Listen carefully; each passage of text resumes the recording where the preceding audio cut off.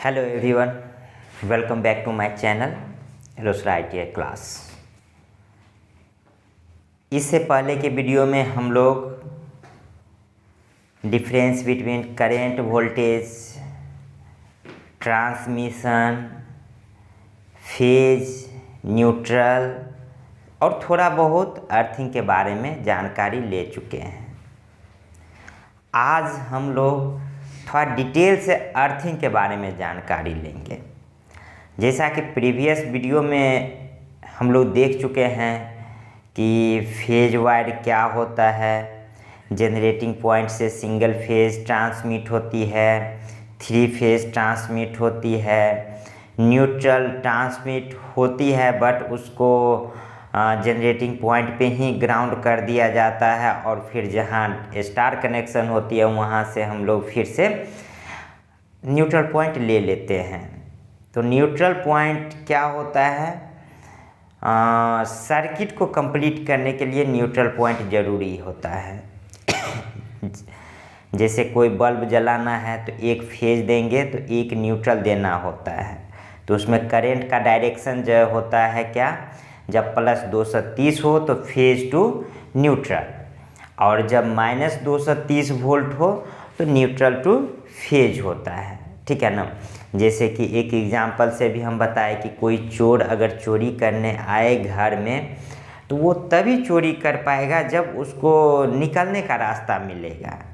जब उसे निकलने का रास्ता नहीं मिल पाएगा तो वो क्या चोरी कर पाएगा, नहीं कर पाएगा। यानी तो वो खुद ही अंदर पकड़ा जाएगा, यानी तो वो चोरी करने के लिए एंट्री ही नहीं लेगा। वो पहले आइडिया निकालेगा हमको बाहर निकलने का रास्ता मिलना चाहिए, या अंदर आ भी गया तो बाहर निकलने का रास्ता खोजे, मिल जाएगा तभी वो चोरी कर पाएगा। तो ठीक उसी तरह दूसरा दरवाज़ा हो गया न्यूट्रल वायर। अगर न्यूट्रल वायर ना रहेगा तो सर्किट कंप्लीट नहीं होगा, हमारा कोई लोड वर्क नहीं करेगा। ठीक है। तो अब हम आज चलेंगे सॉरी आज हम चलेंगे अर्थ वायर पे। अर्थ वायर सुरक्षा प्रदान के लिए होता है। कभी कभी क्या होता है कि फेज वायर जो कनेक्शन होता है ना कोई लोड में या न्यूट्रल, तो न्यूट्रल तो चलो ठीक है, वो तो ऑलरेडी ग्राउंड से ले ले, या फिर सर्किट कंप्लीट करने के लिए वो तो बाहर जाने का रास्ता है। ठीक है ना। अर्थ वायर कभी कभी फेज वायर जो है सो बॉडी के टच में आ जाते हैं। जैसे कोई मेटल युक्त डिवाइस है, जैसे मोटर हो गया, तो उसमें कभी कभी क्या होता है कि जो फेज वायर जो अंदर जाता है ना तो वो उसके कॉर्नर से छिल के उसके बॉडी के संपर्क में आ जाता है। तो बॉडी के संपर्क में आने से क्या होगा कि उसके बॉडी पे प्लस 230 वोल्ट, मतलब ए से phase wire 230 volt line wire उसमें आ जाती है। तो वो वहाँ तक आ रही है, सर्किट कंप्लीट हो ना हो, ठीक है, वहाँ तक तो है प्रेजेंट।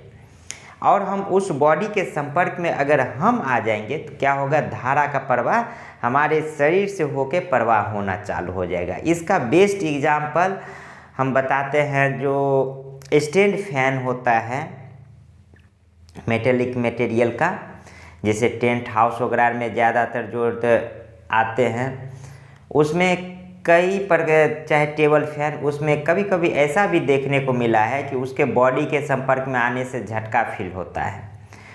होता क्या उस समय, वो कहीं ना कहीं उसका फेज वायर उसके बॉडी के कांटेक्ट में आ जाती है, जिससे उसके संपर्क में आने से हमें झटके का अनुभव होता है। तो वो डेंजरस चीज़ है। तो वहीं पे अगर अर्थ वायर कनेक्शन कर दिया जाए तो हमें झटके का महसूस नहीं होगा, और हम उस टेबल फैन हो या स्टैंड फैन हो उसको हम संपर्क में आ सकते हैं, कोई दिक्कत नहीं। अगर अर्थ वायर कनेक्टेड है तो उससे क्या होगा कि धारा का प्रवाह अर्थ वायर से प्रवाहित होना चालू हो जाएगा और हम सेफ रहेंगे। ठीक है ना। तो वही अर्थ वायर के बारे में हम देखते हैं। जहाँ भी बड़ी बड़ी बिल्डिंग्स बनती है उसमें अर्थ वायर दिया जाता है, और वो अर्थ वायर जो बिजली कड़कती है ना, तो उसका भी एक एंटीना नुमा दे दिया जाता और उसी से पूरे कनेक्टेड कर दिया जाता अर्थ वायर का भी, ताकि कभी भी अगर कोई संपर्क में आ गए, कोई बॉडी के संपर्क में आ गया फेज वायर, तो उस अर्थ वायर से ग्राउंड हो जाएगा और वहाँ का कारीगर, मैकेनिक्स जो भी है वर्कर, वो सुरक्षात्मक उनको प्रोटेक्शन मिल जाएगा, मतलब सुरक्षित रहेंगे वहाँ पे, है ना। तो उसी के बारे में आज देखते हैं, ठीक है ना।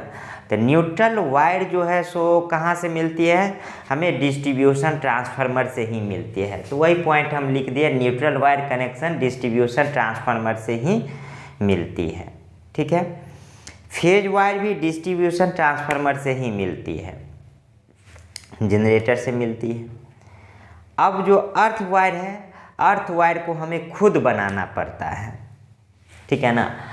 अर्थ वायर का कनेक्शन हमें खुद अपने घरों में अर्थिंग करके बनाया जाता है, और नॉर्मल अर्थिंग नहीं बनाया जाता है, उसको प्रॉपर तरीक़ा से बनाया जाता है अर्थिंग।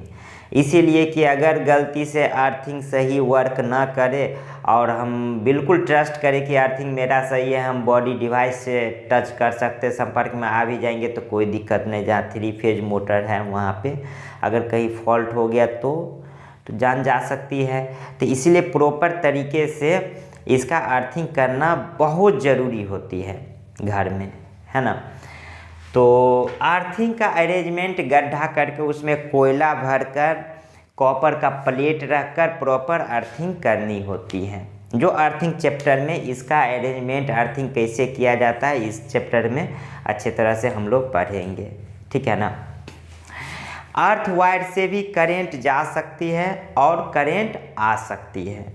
हम कहें ना कि जब ये फेज वायर का इंसुलेशन अगर छिलके और फेज वायर अगर बॉडी में के संपर्क में आ गया तो करंट का प्रवाह अर्थ वायर से भी हो सकती है, आ भी सकती है, जा भी सकती है, ठीक है ना।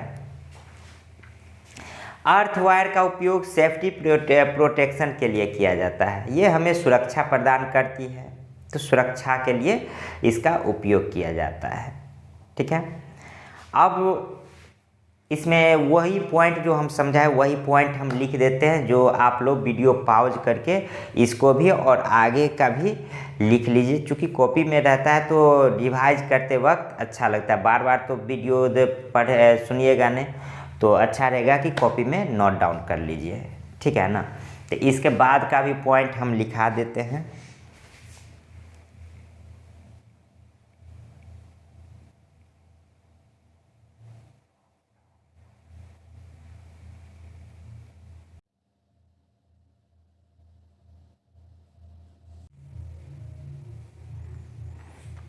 चलिए, ये लिख दिए हैं लैंग्वेज, जो अभी हम समझाएं वही चीज़ को लैंग्वेज के रूप में लिख दिए हैं। इसे वीडियो पॉज करके आप लोग लिख लीजिएगा। क्या है, जैसे हमारा कोई इक्विपमेंट है उसमें लाइन वायर भी गया हुआ है और न्यूट्रल वायर भी गया हुआ है। अगर कहीं से लाइन वायर का इंसुलेशन छिल जाता है, डैमेज हो जाता है और हमारा लाइन वायर हमारी इक्विपमेंट के बॉडी के संपर्क में आ जाता है, तो लाइन वायर का वोल्टेज हमारे इक्विपमेंट के बॉडी को मिल जाता है। यानी क्या हो जाएगा, इक्विपमेंट का वोल्टेज लाइन वायर के वोल्टेज के बराबर हो जाएगा, ठीक है ना।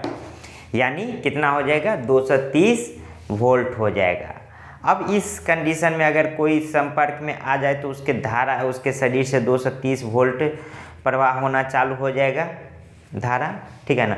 तब कोई व्यक्ति हमारे इक्विपमेंट के बॉडी को छूता है और वह व्यक्ति अर्थ के संपर्क में है। अगर अर्थ के संपर्क में नहीं है तब तो ठीक है, अगर अर्थ के संपर्क में है यानी वो स्लीपर नहीं पहना है या शूज नहीं पहना है, तो उस व्यक्ति के शरीर में से विद्युत धारा का प्रवाह होगा, ठीक है। आवेश का प्रवाह जो होता है सो हायर वोल्टेज से लोअर वोल्टेज की तरफ होती है। और क्या होगा, जब ये धारा का प्रवाह होगा तो मनुष्य का कोई ह्यूमन का उस व्यक्ति का मृत्यु हो सकती है कि नहीं। तो इसी को और भी समझा देते हैं लिखा के।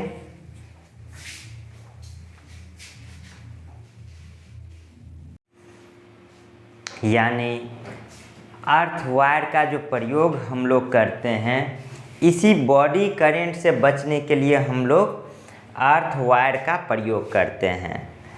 मानव शरीर का प्रतिरोध कितना होता है, मोस्ट VVI क्वेश्चन है, ठीक है ना, कई जगह पूछा जाता है। तो मानव शरीर का प्रतिरोध जो होता है सो 10,000 ओम होता है और भींगा हुआ अवस्था में 1,000 ओम होता है, ठीक है ना। तो 10,000 ओम, और ये जो डायरेक्ट अर्थिंग किया गया इसका प्रतिरोध इससे कहीं कम होता है। तो क्या होगा, जब ये अगर इक्विपमेंट के बॉडी के संपर्क में आ गया, अगर लीकेज करेंट यानी फेज अगर सट गया, संपर्क में आ गया, तो हमारे शरीर से धारा का प्रवाह बहुत कम होगा। क्यों? क्योंकि हमारे शरीर का प्रतिरोध जो है सो 10,000 ओम है, ठीक है। तो इससे धारा का प्रवाह नहीं होके वो अर्थ वायर से होके धारा का प्रवाह होना चालू हो जाएगा और हम लोग सुरक्षित रहेंगे। तो ये सुरक्षा के लिए जो है थर्ड वायर अर्थिंग का प्रयोग किया जाता है, और इसीलिए थर्ड वायर जो होता है सो थोड़ा हैवी दिया जाता है कि वो फॉल्ट ना करे, और इसीलिए मोटा भी दिया जाता है कि धारा का प्रवाह मैक्सिमम से मैक्सिमम उसी होके चले जाए, हमारे शरीर से होके ना गुजरे, ठीक है ना। तो आज के बाद ये कन्फ्यूजन ना होना चाहिए आप लोगों को कि अर्थ वायर क्या होता है, न्यूट्रल क्या होता है और फेज क्या होता है। जिसको हम लोग अर्थिंग बोलते हैं वो एक्चुअली न्यूट्रल होता है, और बॉडी करंट सुरक्षा के लिए जो रहता है वो होता है अर्थ वायर, ठीक है ना। थोड़ा बहुत घर में जो मीटर का कनेक्शन होता है वो कैसे होता है उसके बारे में हम थोड़ा बता देते हैं।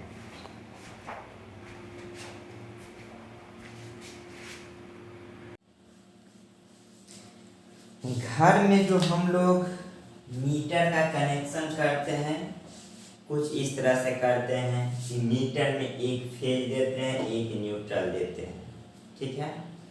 और वहाँ से फेज निकाल के हर एक लोड में देते हैं जो रेड कलर से इंगित किए हैं, ठीक है।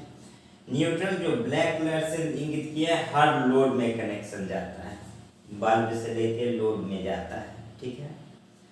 अब क्या होता है, बॉडी करंट जिसको अर्थ वायर कहते हैं उस लोड के बॉडी से टच कराते हुए उसको क्या करते हैं, जो होता है एक्चुअली ग्रीन कलर, तो ग्रीन कलर का स्केच अवेलेबल नहीं है तो ब्लू कलर से इंगित कर दिए और उसको अर्थ कर देते हैं, ठीक है ना। ये अर्थ थोड़ा सा हैवी होना चाहिए, अगर यहाँ से फॉल्ट कर जाएगा ये बॉडी के टच में आ जाएगा तो कोई फायदा नहीं अर्थिंग करने से, ठीक है। पहले क्या करते थे लोग, पहले का मीटर सिर्फ फेज कनेक्शन दे देते थे यहाँ से, और न्यूट्रल यहाँ तक गया और न्यूट्रल यहाँ से नहीं लेते थे, ठीक है ना। पहले न्यूट्रल नहीं लेके और इसको क्या कर देते थे कि इसको यही ग्राउंड से कनेक्शन कर लेते थे, और ग्राउंड यही अर्थ से कनेक्शन करके और वह लोड का वर्क करवाते थे। उसमें फायदा क्या होता था कि मीटर रीडिंग देना बंद कर देता था, तो उससे ये फायदा होता था। और उसमें ये खतरा था कि अगर बॉडी करंट में अगर फेज वायर संपर्क में आ गया तो अगर ये फॉल्ट कर गया तो फिर वो खतरा हो जाता था, ठीक है ना।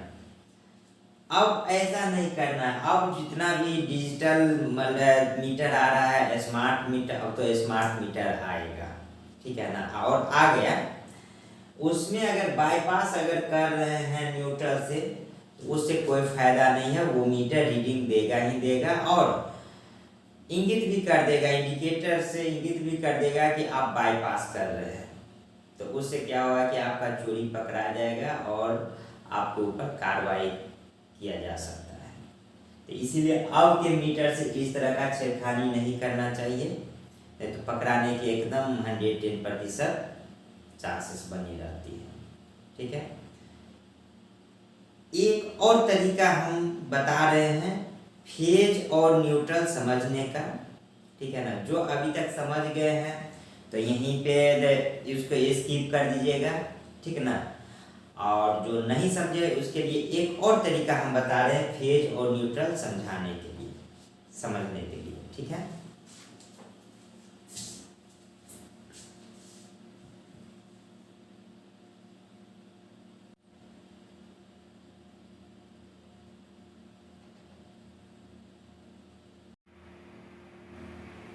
देखिए फेज और न्यूट्रल जो चीज़ हम समझाए थे वही चीज़ को बाय रिटेन समझने के लिए, याद रखने के लिए एक तरह से ट्रिक है। ठीक है ना, ऐसा कोई रीजन नहीं है। ठीक, फेज जाने की रास्ता है, यहाँ पे बल्ब है, टंगस्टन है, और ये न्यूट्रल आने का रास्ता है। ठीक है ना, करेंट जाएगा फेज वायर से, अगर उसे लौटने का रास्ता नहीं मिला तो करेंट कोई नहीं काम करेगा। ठीक है, तो इसलिए न्यूट्रल का होना ज़रूरी है। जाने वाले करंट को फेज और आने वाले करंट को न्यूट्रल कहते हैं। ठीक है ना, याद रखने के लिए जैसे सांस ले रहे हैं फेज है, छोड़ रहे हैं न्यूट्रल है, दोनों ज़रूरी है। अब सांस लिए जा रहे हैं और छोड़ने का ऑप्शन ही नहीं, कितना देर तक लेते चले जाएंगे, है ना। तो दोनों ज़रूरी है। चोर जब घर में चोरी करने घुसता है तो निकलने का भी रास्ता खोजता है, अगर निकलने का रास्ता नहीं मिला तो वो चोरी नहीं कर पाएगा। ठीक है ना, तो ये एक ट्रिक है फेज और न्यूट्रल समझने का। अर्थ वायर का केवल एक ही काम है, लीकेज के समय में व्यक्ति को करंट लगने से बचा ले। ठीक है, अब नेक्स्ट टर्म आते हैं।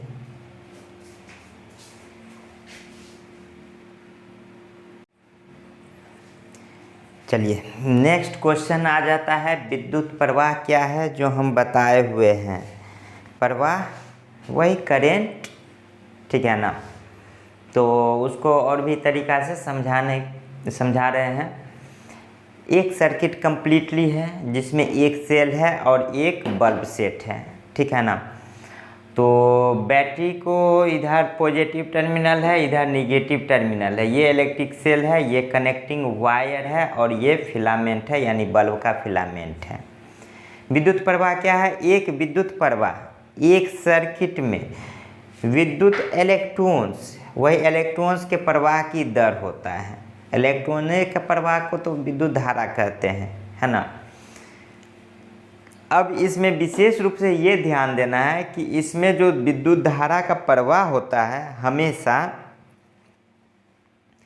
निगेटिव से पॉजिटिव की ओर होता है। बैटरी के अंदर पॉजिटिव से निगेटिव होता है, वो सेल एंड बैटरी में बताएंगे वो क्या होता है पॉजिटिव से निगेटिव। लेकिन अभी फ़िलहाल जितना सर्किट है तो उसमें धारा का प्रवाह इलेक्ट्रॉन्स का ही होता है। ठीक है ना, तो वो निगेटिव से पॉजिटिव की ओर होता है, बस ये याद रखना है।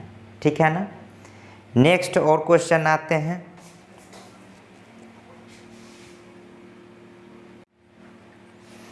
एक बार और करंट हम स्पेशली डिस्क्राइब कर रहे हैं, इसको थोड़ा और अच्छे से समझा रहे हैं। ठीक है ना, करंट और वोल्टेज में जिनको समझ में आया ठीक है, एक बार और समझ लीजिए। विद्युत धारा है क्या?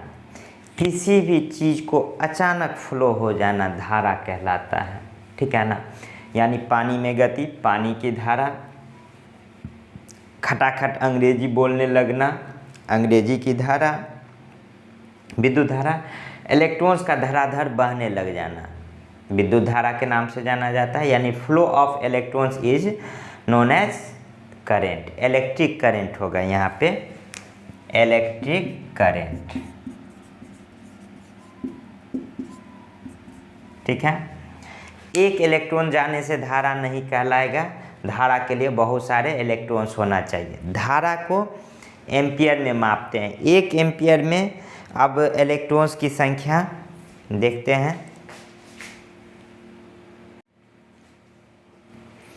एक एम्पियर में कितना इलेक्ट्रॉन्स प्रवाह होता है? एक एम्पियर का मतलब होता है 6250 पे इतना सुनना इलेक्ट्रॉन्स पर सेकेंड, यानी एक सेकेंड में इतना इलेक्ट्रॉन्स का प्रवाह होना, वो एक एम्पियर कहलाता है।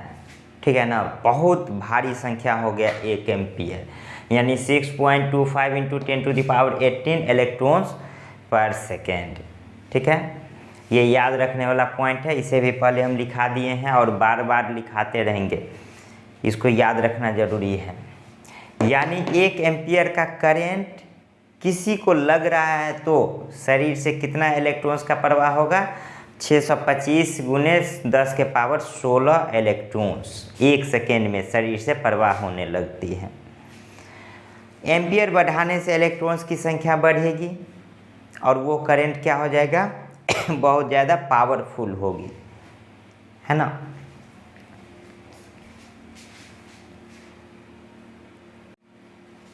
अब देखिए वोल्टेज, इलेक्ट्रॉन्स को जो पीछे से धकेलता है उसको क्या कहते हैं? वोल्टेज कहते हैं। और इलेक्ट्रॉन्स जब फॉलो होता है तो उसको क्या कहते हैं? इलेक्ट्रिक करंट कहते हैं।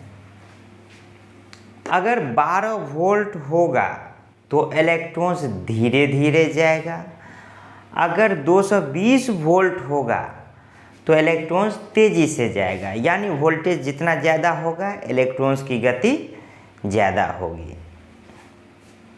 करंट को रोकने वाले को क्या कहते हैं? प्रतिरोध कहते हैं। प्रतिरोध बाधा पहुंचाना, जैसे देखे होंगे बचपन में कोई नाला में बच्चा सबको तैरते हुए, नाले में पानी बह रहा है और उसमें जाके बैठ जाते थे तो क्या होता था? पानी का बहाव बाधित हो जाता था, तो वो बच्चा क्या हो गया? प्रतिरोध हो गया।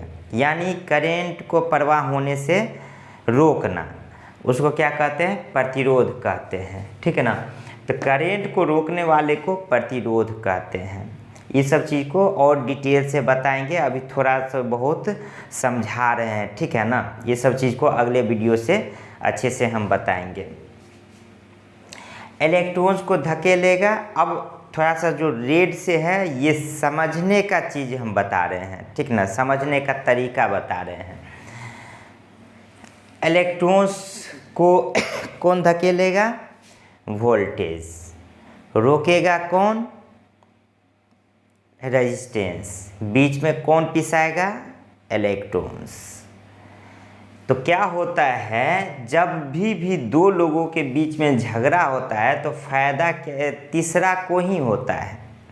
यानी इसमें दो लोगों के बीच में क्या झगड़ा हो रहा है? इलेक्ट्रॉन्स को धक्का मार रहा है वोल्टेज, रोक रहा है रेजिस्टेंस, तो बीच में पिसा रहा है इलेक्ट्रॉन्स, तो वो तो आग बबूला होगा ही ना। ठीक है ना, तो सब झगड़ा होता, जब झगड़ा होता है तो कोई फाइट चलाने लगता है, कोई ईंट चलाने लगता है, कोई गाली गलौज करने लगता है, कोई बाल खींचने लगता है, कोई, सबका अपना अपना झगड़ा करने का तरीका अलग अलग होता है। ठीक है ना, तो उसी तरह से वोल्टेज जब इलेक्ट्रॉन्स को धकेलता है तो उधर से प्रतिरोध जो है सो रोकता है। ठीक है ना, जिस वजह से झगड़ा होता है और उस झगड़ा करने का तरीका अलग अलग होता है। जैसे नाइक्रोम का अलग है, टंगस्टन का अलग है, कॉपर का अलग है। कॉपर में जब धारा का प्रवाह देते हैं तो क्या होता है, वो उसको उसमें धारा का प्रवाह देते हैं तो बस उसमें मतलब वो मैग्नेटिक फील्ड जनरेट कर देता है। टंगस्टन का अलग है, नाइक्रोम का अलग है। तो चलिए आते हैं टोटल ये तीन चार एलिमेंट के बारे में देख लेते हैं।